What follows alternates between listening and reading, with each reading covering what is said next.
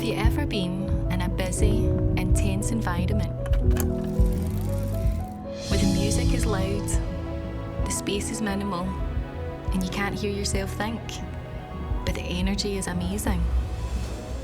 Or in direct contrast, alone, on a beach, in front of the sea, in the wide open space, arms stretched out, breathing in that fresh, unoccupied air, with just your own thoughts for company? Now ask yourself, how did each of those different scenarios and the mood and atmosphere created within those scenarios make you feel? If we can learn to articulate and describe our own emotions within certain situations, then we can learn how to identify the feeling communicated within artwork and make justified explanations of how we think the artist has achieved this. Let's look at analysing mood and atmosphere in art. So let's take a deep breath. This is Think 4.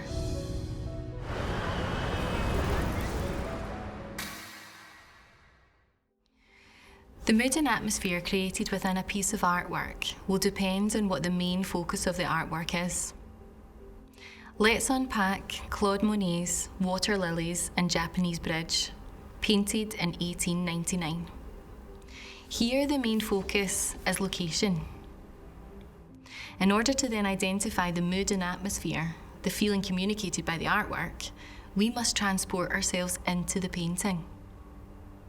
As if we're standing right there, in front of that bridge, in front of that scene, in front of those water lilies floating on the waterbed.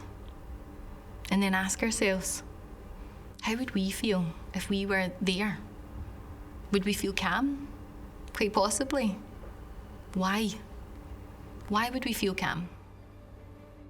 Is it because of the lack of movement in the water? How has Monet portrayed this lack of movement? The water lilies are all floating peacefully. This conveys a lack of wind within the atmosphere, suggesting a calm summer's day where nature is at peace. We look around. Are there any signs of life in the form of human or animal activity? No. There's no one in the painting. Transport yourself back there. How would you feel standing there alone? Isolated? How has an isolated atmosphere been conveyed by Monet? Is this feeling of isolation gained from the lack of human activity?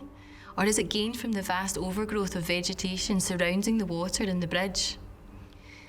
There's a feeling of containment, of secrecy, of protection from the outside world.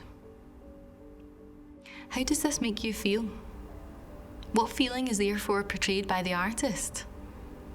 Tranquil, peaceful, hidden.